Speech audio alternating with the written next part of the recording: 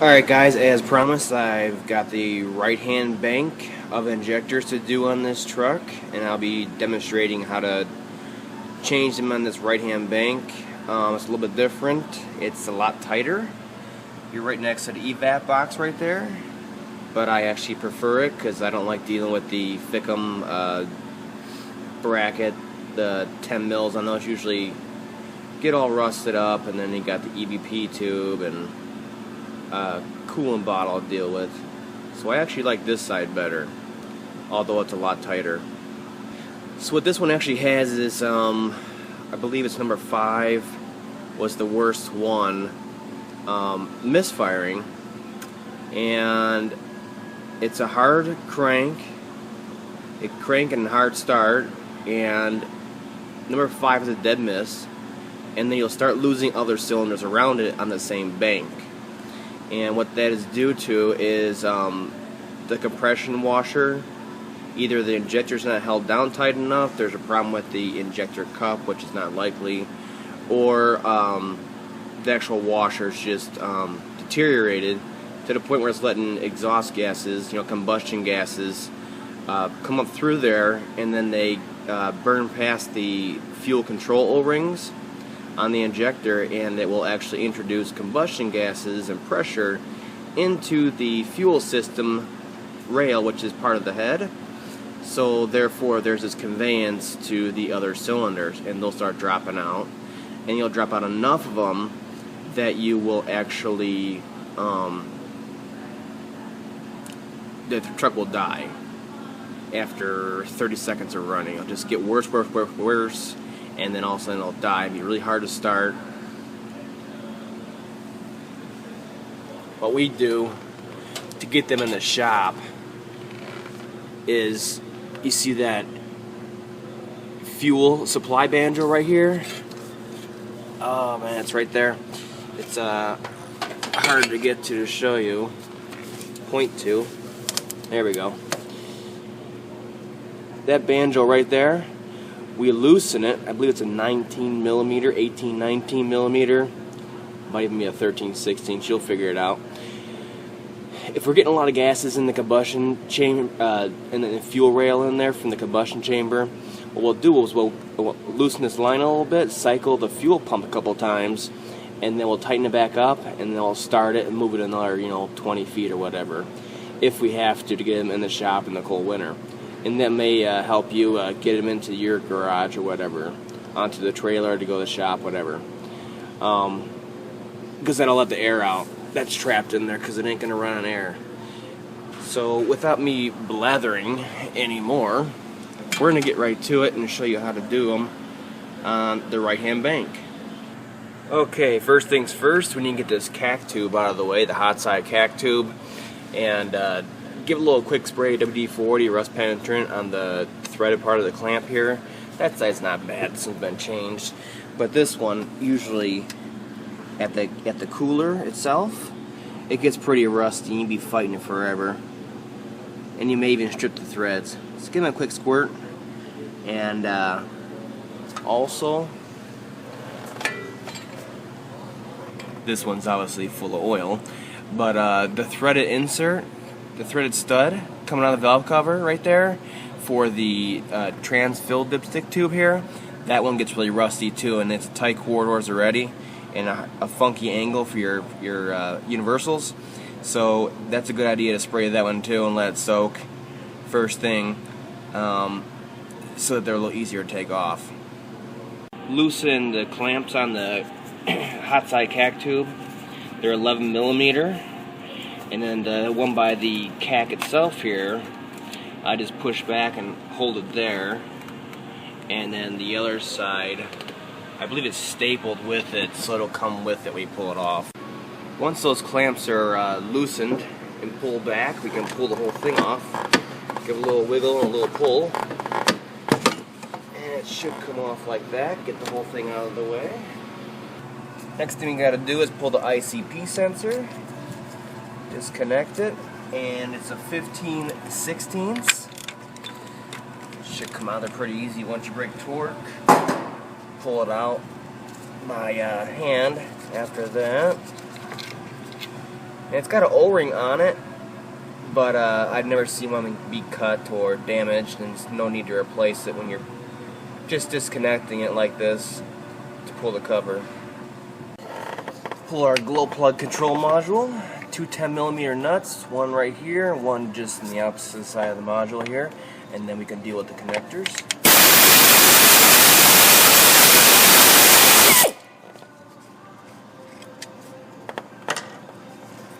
This one, yep. I couldn't feel a nut in the bottom side, and someone forgot it in the past working on these things. Press the tang in all the way and give it a good tug. There's a lot of big terminals in there, it's a little bit. To yank it, as long as you hear that click, you're free to pull it. Alright, next thing we need to do is pull the glow plug control module bracket here that's covering the valve cover. There's 4 nuts to it. There's one right here. There's one over here. There's a nut on there. One right there. Of course, I've taken them off already. And that one right there. Get your glow plug control module harness, which clips on all those studs and is in your way anyways. You might as well get it out of the way now. Disconnect it from over there and then lay it down way out of your way here. And then we pull that bracket off. Alright, now it's time to get some harnesses out of the way. There's a 10mm right here where this big fat battery cable connects to the positive on this side. I think it goes to the alternator. There's a 10mm on the battery post. Pull that off. Then we can get some of this harness out of the way and tuck it back.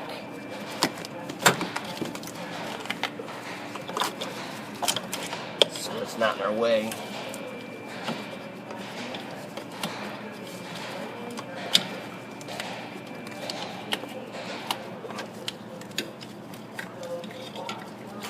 Tuck it back like that, and then we'll have room to pull this cover off and get to our injectors. Next harness we want to get rid of is the fuel injector harness. Unclip all 4 of these and pull that whole harness to the side, drape it over the turbo here, away, and then we can get access to all our injectors. Once that harness is out of the way, the fuel injector harness, we can get this oil fill standpipe out of the way, unscrew it. Alright, we got our injector harness out of the way, got it draped back onto the turbo, and now we need to pull this 10mm nut for the trans dipstick tube.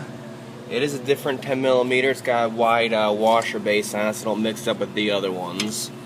And then give it a wiggle so it comes out of the O-ring tube down in there for the adapter on the trans, and that'll go off to the side and just sit there perfectly.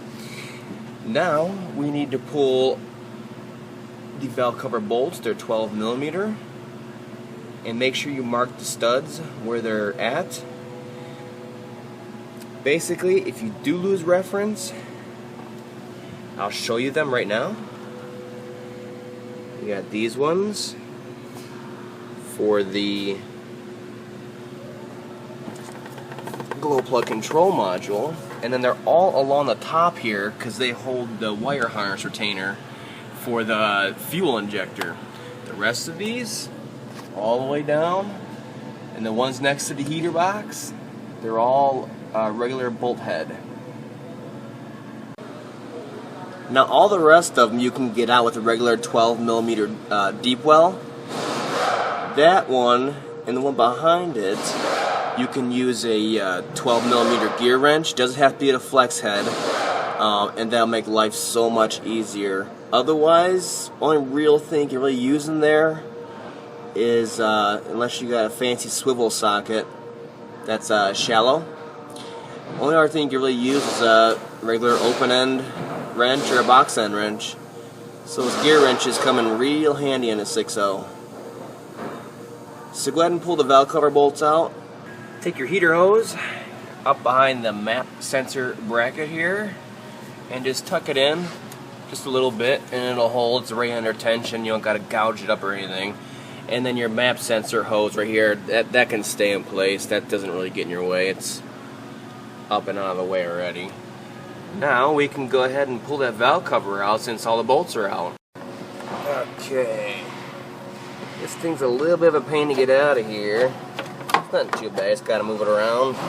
Pull it out a little more, move it around.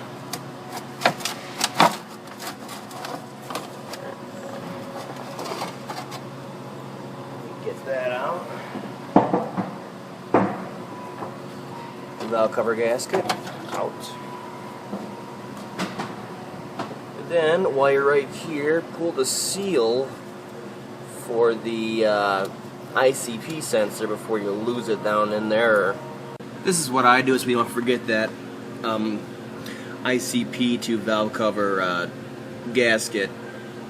Stick a studded bolt through it for your valve cover gasket.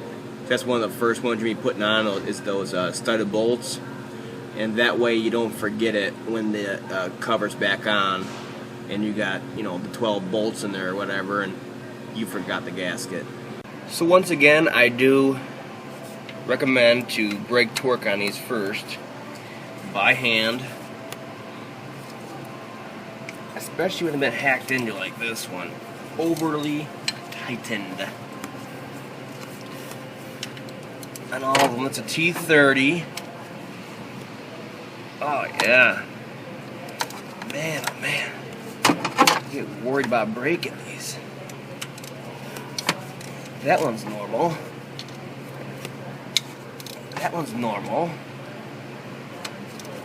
That one's extra tight. Okay, who put this thing together? I wonder if those injectors are even torqued down, and that's why we're getting problems here. Alright, what I used for these two bolts, that one and that one, they're T30s also, but there's the clearance next to the evap box here is so close. I use a 1/4 inch ratchet from Craftsman that drives 1/4 inch bits, and I put a regular T30 bit in there, and it's got a magnetic base in there so it holds that bit so you won't lose it. And I put a little bit of strip caulk in there just to secure it even more. You don't want to lose that little bit down in the oil galleys here, the drains. And you can see it just barely clears it. The thing about these bolts is that once you break torque on them, they're usually loose like this. So you can pull it up by hand after that. This gets too close to the box. Okay, before we pull the 9 bolts or whatever it is out for the oil rail, we need to pull the standpipe out of the back. And this one, since it's an 05, is a 10 mil. Once they got to around 06, maybe 05 mid-year change on, they were 12. Everything got beefed up. So unscrew this.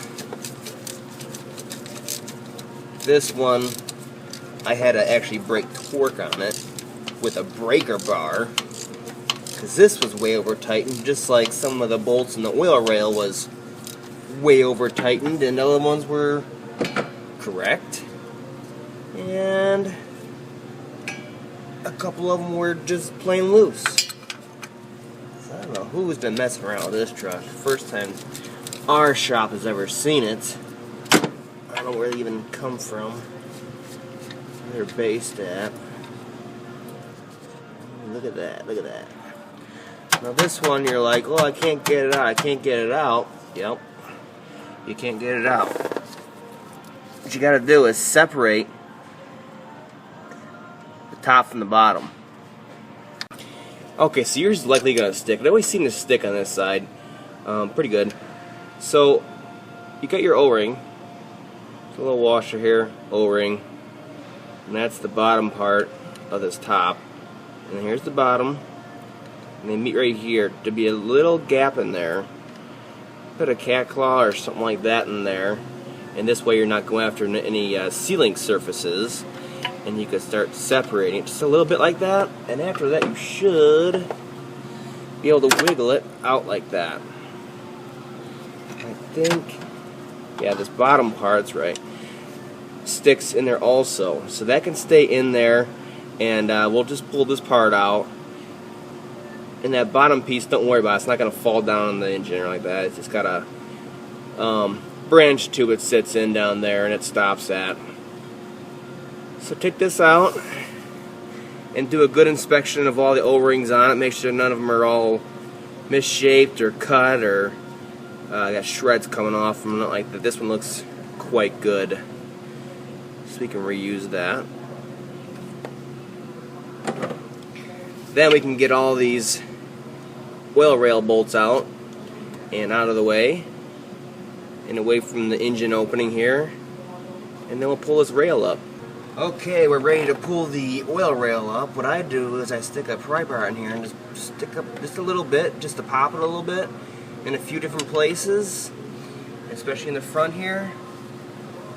After that, we can pick it up straight up as possible, so we don't ruin anything. Now this one I'm changing all 4 injectors, so it doesn't matter. Just give a little wiggle like that until it pops. And that's a good idea to let it drain for a while, because it will be draining. It's a lot of oil in this thing. Okay, we're going to concentrate on number 5. It goes from the front 1, 3, 5, 7. So it'll be 1, 3, 5, and 7. 19 millimeter. I think it can be a 6 or 12 point.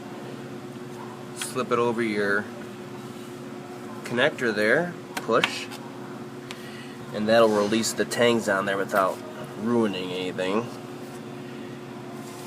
Got that out of there. I'm interested to see if they didn't torque this one down or what's going on that caused all these problems. Now these older ones are T40, and the newer ones that are beefy starting 06 are T45, so you'll be able to tell which is which, and they have different torque specs also. I'm going to break torque on it like that, that become loose, and then now it's going to have some kind of tension to it again, and you can see it actually pulling the injector out for me. It's a great design. I wish they would have had it on the 7.3s. Okay, it's finally ready to come out. Pull her out.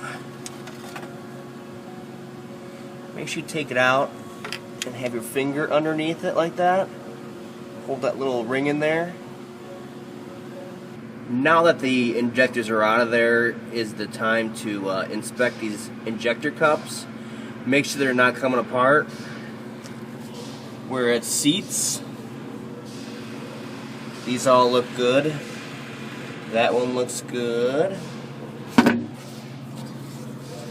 And 7 looks good too. So we should be okay as far as the injector cups. And clean your valve cover gasket surface here now that we got full access to it before you start putting stuff back in. Now before putting these new injectors in, make sure they have all their O-rings. They should, but you never know.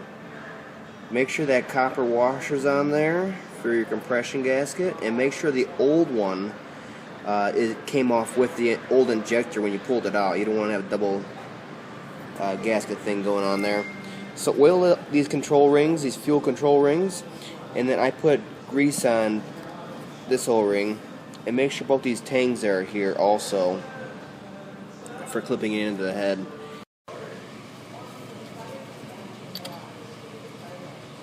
Going back in, your hold down clamp's got a little nubbin right there, and there's one on the injector, and they align up, and that indexes it. And you can go down in there straight as possible. So you don't mess up the O-rings. I'll get to a point it just sits there. I like to clip in this connector first thing until it snaps like that. And now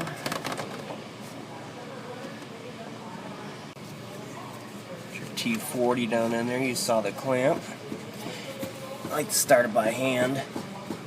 You should start going down in there without any binding. If you got binding, you better stop and figure out what's going on. And then I'll get to a point where it's tight enough. So, snug it down with your 3/8 ratchet and you'll feel a definite stop. And then we can do the torquing of it.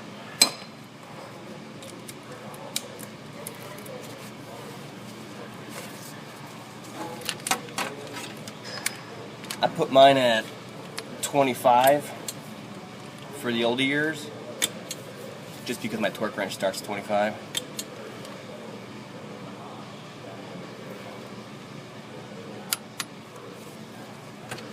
And new ones, of course, I do 26 like it says. That started at 06. So now they're torqued down. That's all fine. That's all fine and dandy. So now we're gonna shoot that oil into there on each one of them so we can put that oil rail back on.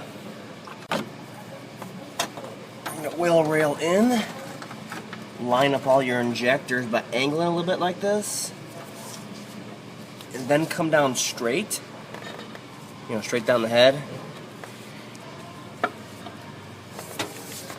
and then push down on it. It will go down straight on both ends. Keep working it till it pops in like that and hits metal to metal. Then we can start all these.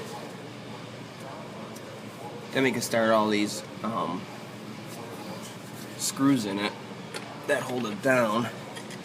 Thread them all in by hand, and that'll finish the alignment of the oil rail.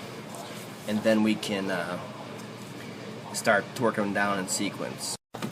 Lube your standpipe up, all the O-rings on there. Put it right down in there. You'll feel it pressing into the other pipe. You can see it right there. I just pushed it into there. Then what we can do is tighten it down. Final torque's back on here. 60 foot-pounds. Alright, we got the oil rail torqued down to spec. I'll put a link to the torque sequence in the description down below. And that's 120 inch-pounds. And then we just torqued down this standpipe to 60 foot-pounds. Now we're going to put the seal back on, this oil rail to head valve cover gasket seal by the ICP sensor. I put a little bit of the petroleum jelly, trans gel, same stuff, on it to hold it in place so it doesn't slide down when we're maneuvering the new cover back on and gasket. And that helps it stick into place a little bit. Got that on. Make sure everything's all clean and ready for your new gasket, your valve cover. Set that guy into place. Put our valve cover back in there without disturbing anything, hopefully.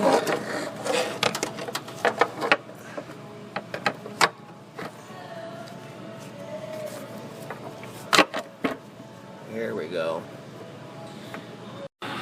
Alright, please excuse the noise. There's a lot going on in the shop right now. I got the CAC tube back on both sides. ICP sensor back in there, glow plug control. Power for the alternator. All the bolts back in. Fuel injector harness back on. Dipstick tube back in the tube in the trans, and then I bolted it in. Gotta make sure you line those up. All back together, standpipe. now you can go try it. Now this is typical, as I stated in the other video, upon startup, because that high pressure oil rail is dry. You drain it all out. You're going to get a long crank before it even starts. Don't worry about it, just keep cranking on it. 20-second intervals, give it a break. Then once it does start, you're going to get something like this. These are all basically normal. There's little flutters. But number one was dead miss. And I let it run for a while, and then I turn it off. Sometimes that helps after it runs at idle for a little bit. And then when I start it back up, after it's been sitting, I will rev the engine, of course, to try to force the oil through there and push that air out. And I did that, and then you can see right here the blue line, the power balance came back to that cylinder. But you can see the history, how it was a dead miss, and the rest of them were fine, which makes sense because the oil's coming in from the back, and that's number one cylinder, so that makes sense. So I'll show you how it is after this.